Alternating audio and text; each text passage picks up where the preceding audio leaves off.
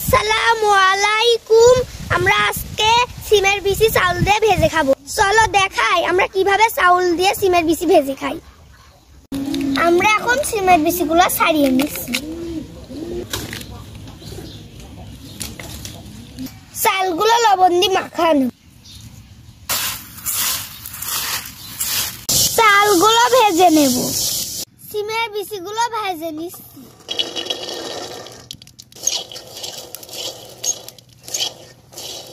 তেল পেঁয়াজগুলো ভেজে নেব। মরিচগুলো দিয়ে দেব।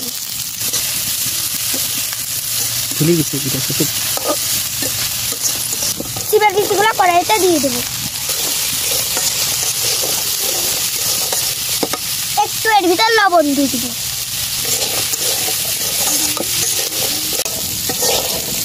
সিমের বিচি ভাজা হয়ে গেছে, এবার চালগুলো দিয়ে দিব।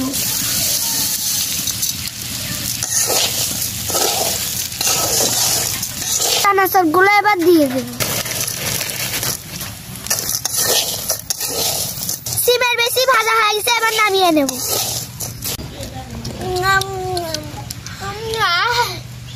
এটা খুবই দারুণ হয়েছে।